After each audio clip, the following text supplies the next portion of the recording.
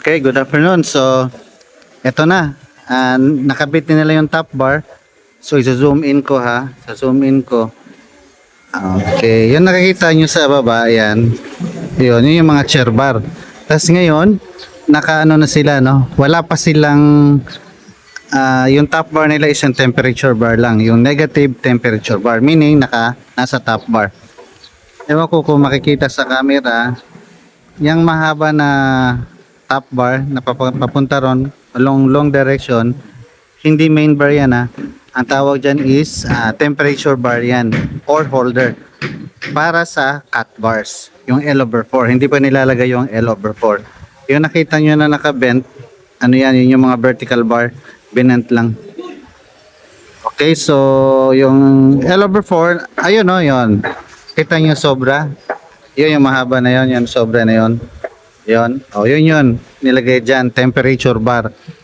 Sa bottom bar and sa top bar. So, merong tinatawag na bottom bar temperature bar para kakabit yung itatali yun sa main bottom bar. Tapos, meron na tawag na top bar na temperature bar. Yan pa lang yun nakalagay. Okay, tapos yung merong mga plumber para sa mga pipe sleeve, no? Okay, so yung pang-update ngayon, paglagay ng cut bars na ay bibidyoan ko ulit, i-update ko kayo. Okay, sige. Alright, Glenn, so tingnan natin, kararating lang namin ng meeting, ng coordination meeting, mga 6:30 na, wala na, hindi pala Glenn, walang overtime, Glenn, ano? Yes, wala. Walang overtime, ano? Sir. Kararating lang kasi namin, galing ng meeting. Wala, tinabunan na nila, oh. So, walang overtime ngayon. So, hindi natin makita yung kung ano yung progress nila. So, anyways, ano lang tayo, dito na lang tayo sa table, ginawan ko na lang na ng alambre. Para, kasi may nagtatanong pa rin. Glenn, may nagtatanong pa rin eh. Medyo, siyempre, mga baguhan, pati yung mga estudyante. So, ito. Yung nandun, parang ganito lang yan, no? Isipin natin na ito, slab to. Slab. So, pag sinabing one way, yung bend, yung behavior nun, yung pagtiklop nun, ang pag-deflect nun, papaganon lang, oh. Isang way lang, di ba? Yan, papaganon lang, oh. Yan, paganon lang, yun. Ayan, nakita sa camera, no? Up. Pagka mabigat yan, yung characteristic ng concrete, pag one way, yung bend niya, yung tiklop niya, papaganon lang, isang way lang. So, anong solusyon? Para yung konkreto, hindi siya mag-bend, hindi siya mag-curl ng ganun. So, palalakasin natin, lalagyan natin ng yung tatawag na i-reinforce natin. Kasi para hindi na siya mag-bend ng ganun, ng one way. Di ba yung formula sinabi ko na sa part 1, ito part 2 na to. So, review nyo na lang. Alright, so, first step. Step number 1, pag nagbabakal, hahanapin ng steelman yung center line nito. Kunyari ito yung slab 1. Kunyari ito yung isang simple span na slab na rectangular, meaning one-way slab yan. Kasi balikan ko, pa nag-bend to, ganun lang, isang way lang. So yung para hindi siya mag-bend again, palalakasin natin yung true ng bakal.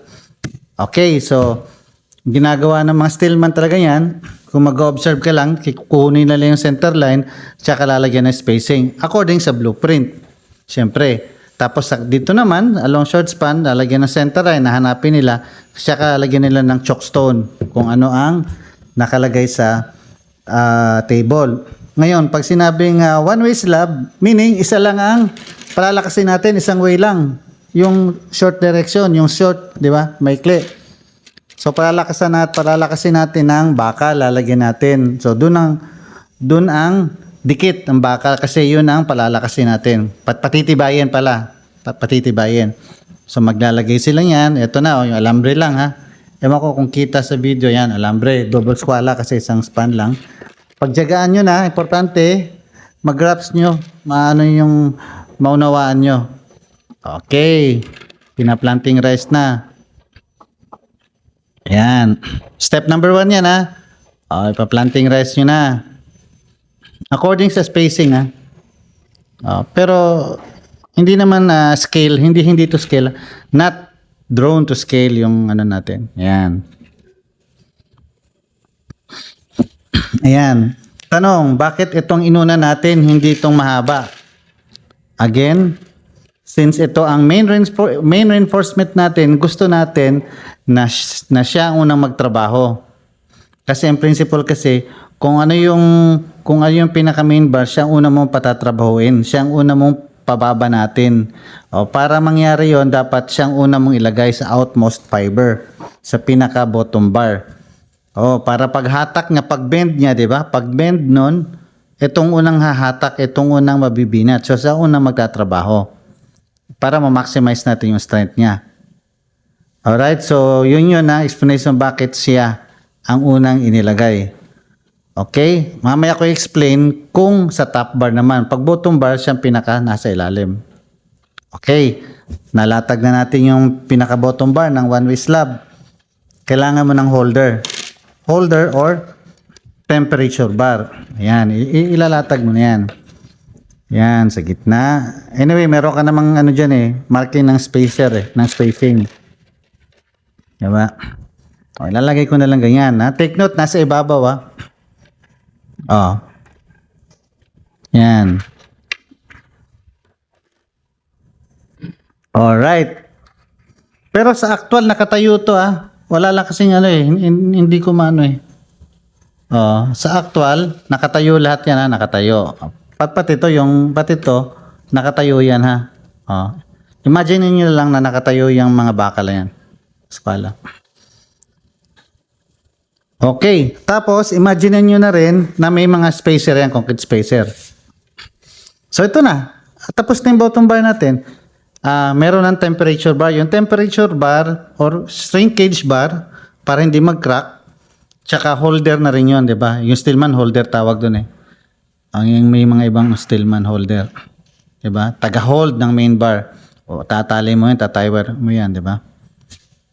Okay, sa ganitong paraan, ang una talagang magkatrabaho dito, itong main bar. Di ba?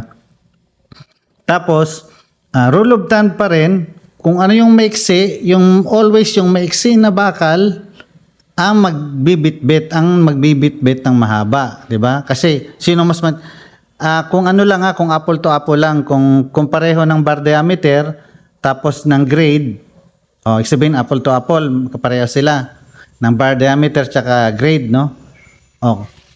Sino mas matibay sa kanila? Sino mas matibay? Etong mahaba na bakal o maiksi?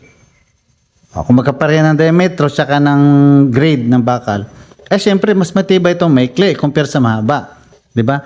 Mas matagal tong maputol kaysa sa mahaba, 'di ba? So kailangan mo sa ilalim kasi sa bottom bar talaga ang unang mabibend, so yun ang unang dapat magtatrabaho. So ganyan ang ganyan ang tamang pagkaka-install. Ngayon pag perfect square, kahit saan basta perfect square, 'di ba? So yun ang rule of thumb nun. Okay, so tapos na yan. Lalagyan ng chair bar. Hindi kasi hindi nag-overtime. Bukas gawan ko to. Then bukas gawan natin ng part 3. Oo. Gawan natin ng part 3 Yes.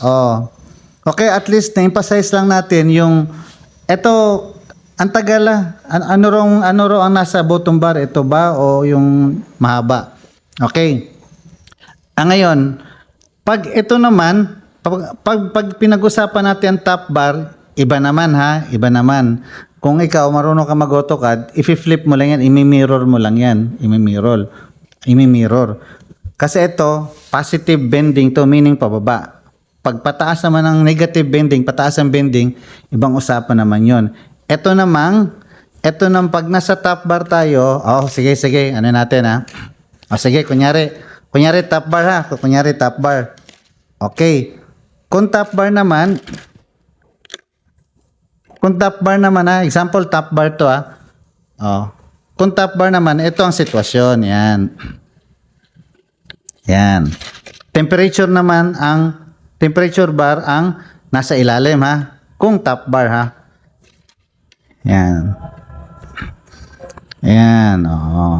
Tama. Okay, kung top bar Kung top bar, uunahin mo yung temperature bar sa ilalim. Kung top bar to. Kung nakahangir to, kung meron ng chair bar yan.